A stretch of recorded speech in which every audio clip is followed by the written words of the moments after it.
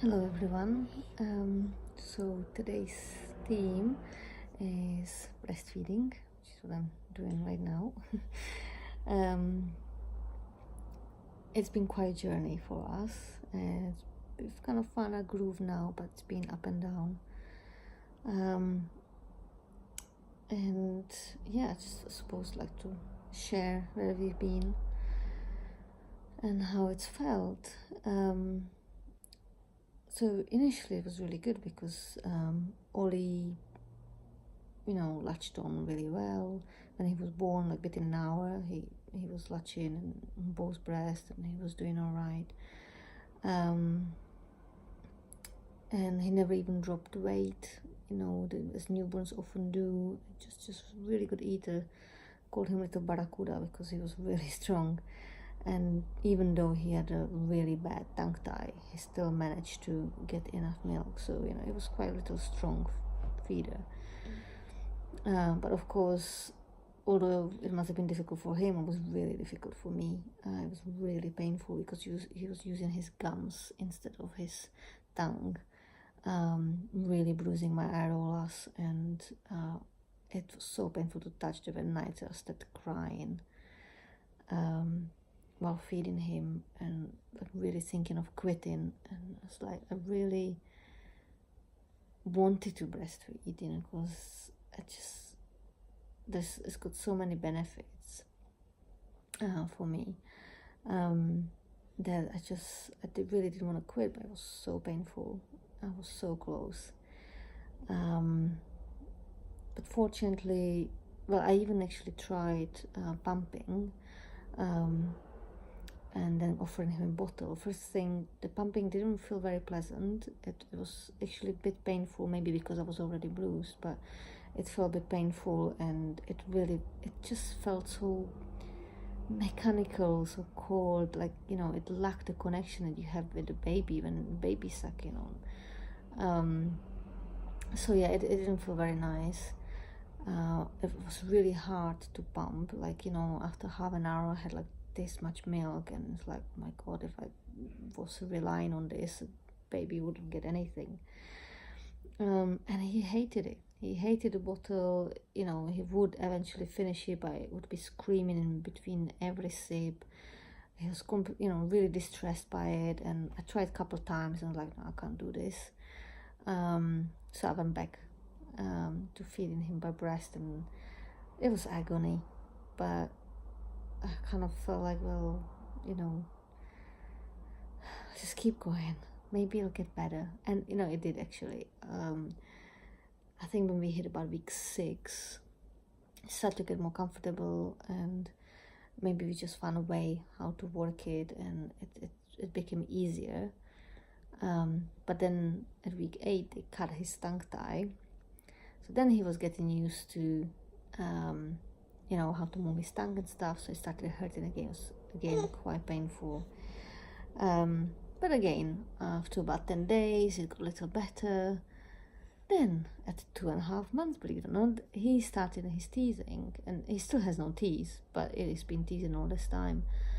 And again, the first months he was using basically me as a teething toy. He was pressing really hard, he was pulling his head away while holding onto my nipple and stuff like this. So it was really, again, became really painful and sore.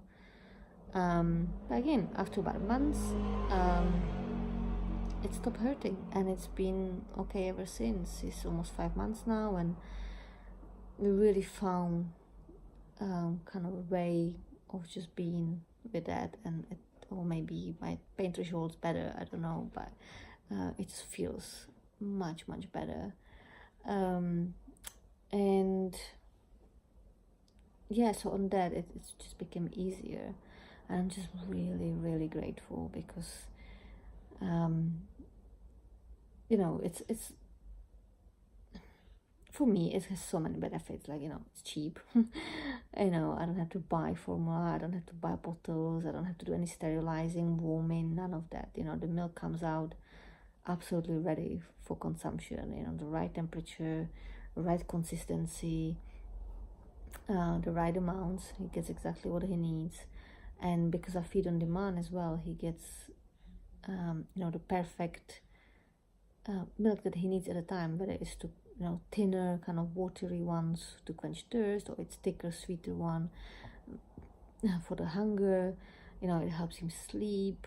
It has just so many benefits, obviously all the nutrients and everything as well that adjust depending on what he needs at the time, whether it's for growing, fattening up, or for brain development, whatever. It's all adjusting according to his needs, which I find just fascinating, but also just amazing. It's great. So I'm just so happy that I can do this, and that may this long continue for me and for you if you want to. So he can continue to benefit from it. I'd really like to breastfeed for another 8 months or so, until he's about a year. And if by then he's eating properly and he wants to stop, then I will. Otherwise I'll just see how it goes. If I have milk, and I have no issues and we kind of managing it to work, then I'd like to continue at least for like morning, nighttime feeds. I've been really lucky, and I have to knock it on the wood. I haven't had any mastitis, I had any breast engorgement. I think I might have had a little bit of a thrush as well, a little bit, but I started to take probiotics and that has gone. Apart from, I didn't have really any massive issues. Been really lucky in that, and I'm really grateful, because I know so many women who gave up breastfeeding because they just couldn't go on.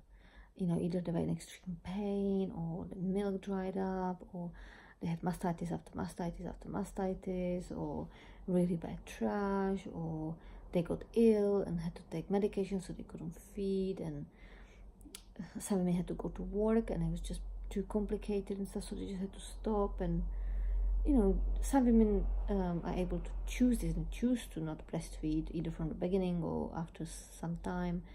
And I believe that every woman should have this, to have the right to choose and have the ability to choose, without being judged for it. But I think it's horrific when that choice is taken away from you when you want to breastfeed but cannot. And women often end up with depression and feelings of guilt and shame and failure, and it's horrible that they lose something they really wanted to do, and on top of that they feel really bad about it, as if it's their fault. It's really upsetting that women has to go through this, and no mother should have to. This should be absolutely every woman's choice of what she wants to do and what she feels comfortable with and what works for her and her baby.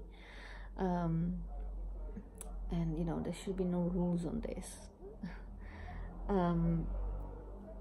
So I am very lucky, despite these ups and downs we've had. I'm very lucky that I am able to breastfeed, that it's now manageable, and then I have the choice that I can choose to do that, and I could choose to stop too, if it came to that. But yeah, it's been quite a journey, and finally it's actually enjoyable. I absolutely love it. I love the connection we have, and just how easy it is, and as in the practical aspects of it, like it's available anytime, anywhere,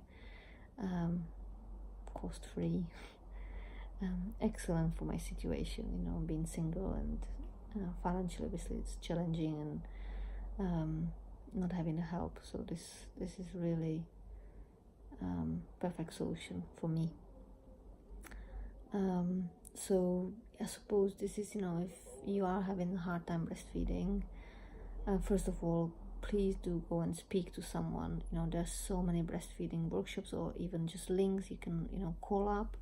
There's lots of support out there in the UK specifically, so do seek it. There are breastfeeding groups on Facebook and whatever, there's a lot out there, so do seek help, because it doesn't have to be, I think half the time there is things that can be done to make it better, make it easier, and if it cannot, then at least you have support to deal with that. And if you need therapy, then go for therapy. There's no shame in that, because it can be difficult, and you don't want to end up with postnatal depression because you can't breastfeed. It'd be a shame, because that would affect everything else. You want to enjoy time with your little one, whether you can feed them from your breast or from your bottle. That shouldn't really matter at the end of the day. So yeah, I hope my journey will be smooth, and I hope your journey will be smooth, and if it isn't, there is help out there, so do ask. All right, so that's me on breastfeeding.